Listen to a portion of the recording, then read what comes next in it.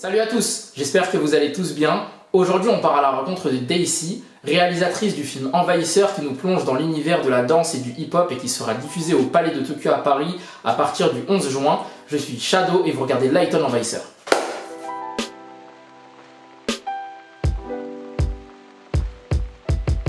Alors bonjour, je m'appelle Daisy Sanchez, je suis française et capverdienne.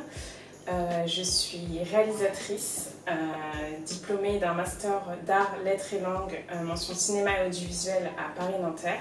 Je suis danseuse hip-hop aussi et récemment DJ et je vais vous parler de mon film Envahisseur.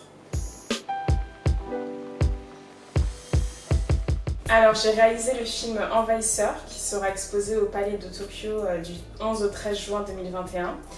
Il sera exposé dans le cadre de l'exposition Un Domestique des lauréats d'Audi Talent 2019 et mon film sera montré dans l'exposition du lauréat Teddy Sanchez qui est mon frère jumeau aussi. Donc le film met en scène des danseurs qui envahissent une église vide et très vite le lieu disparaît pour laisser place aux corps qui forment un cercle dans lequel il y a une chose qu'on ne peut voir mais que les danseurs au centre nous transmettent puissamment. Donc dans ce film, j'ai voulu montrer et défendre que c'est par les moyens les plus simples que l'on arrive à créer les choses les plus riches. Et donc ce que je mets en avant dans le film, c'est la danse hip-hop. Et l'essence de cette danse, pour moi, c'est le cercle, la forme du cercle. Car dans les années 70, dans le South Bronx aux États-Unis, c'est grâce à cette disposition des corps en cercle que les danseurs ont réussi à faire naître cette danse. Donc je voulais retransmettre ça à travers le film en recréant une atmosphère d'improvisation, de lieux qui transcendent par le biais des corps et qui créent un flux d'énergie qui permettent aux danseurs au centre d'atteindre autre chose, quelque chose d'indescriptible, de spirituel. Donc voilà, c'est ça que j'ai voulu défendre dans ce film. Alors, ça fait 2 ans maintenant que j'ai terminé mes études et que je me suis lancée dans la réalisation.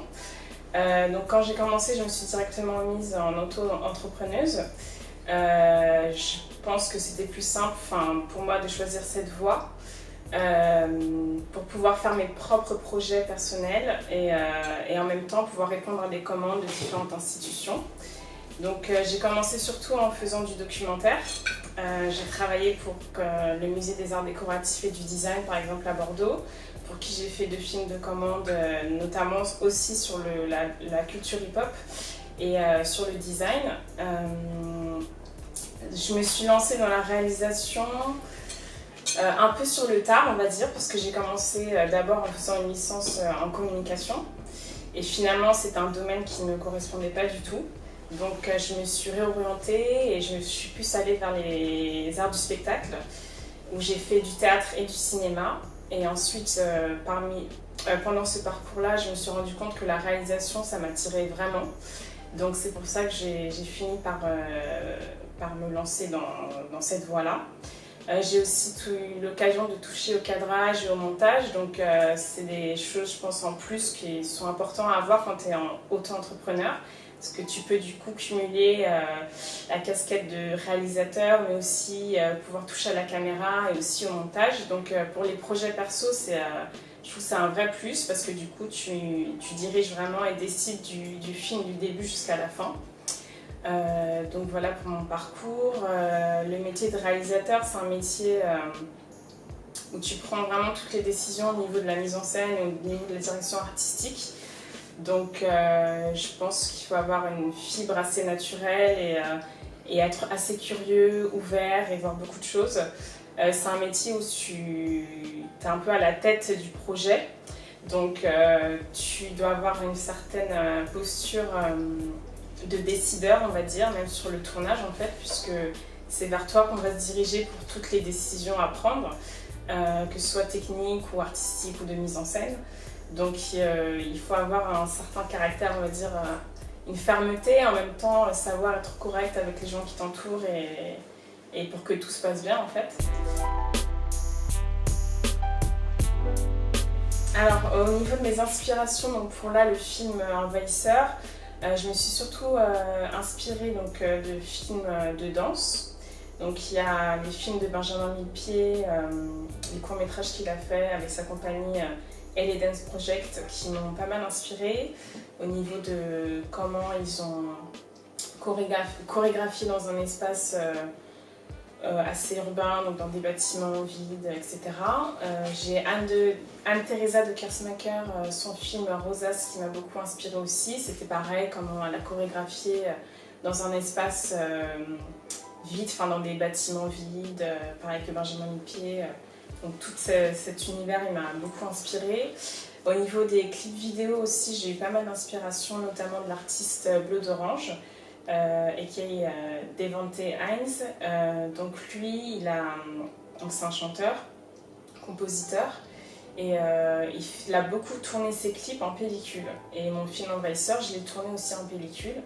Et donc lui, il avait vraiment une esthétique dans ses clips qui m'a beaucoup plu. Et il avait aussi toujours entouré de danseurs.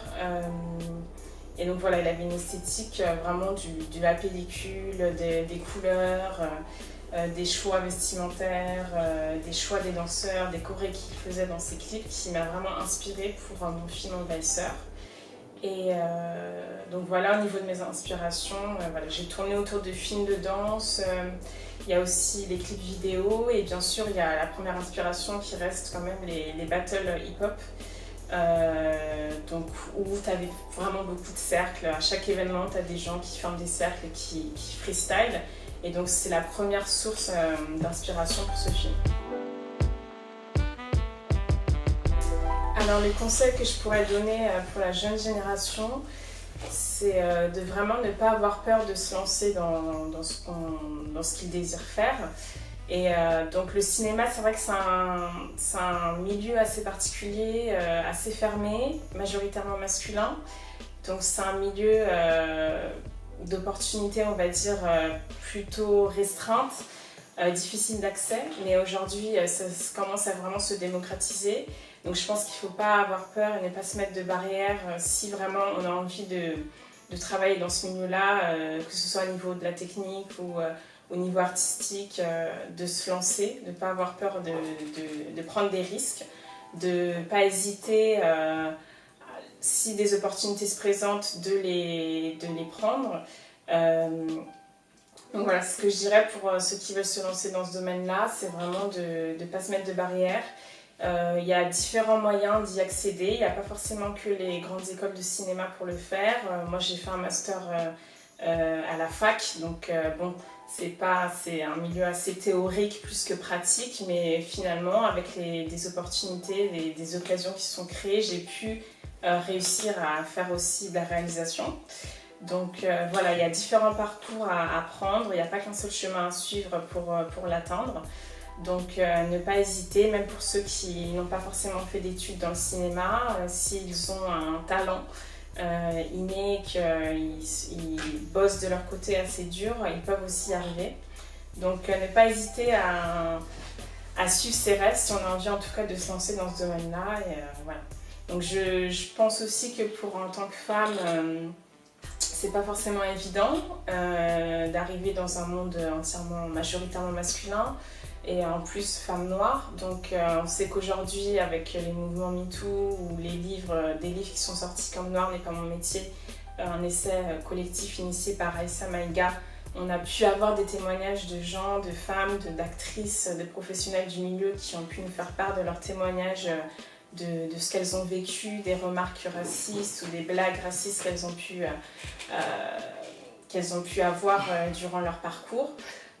Aujourd'hui, heureusement, ça commence à changer, les choses commencent à changer, donc je pense que les gens débroussaillent le chemin pour que les futures générations puissent y accéder plus facilement.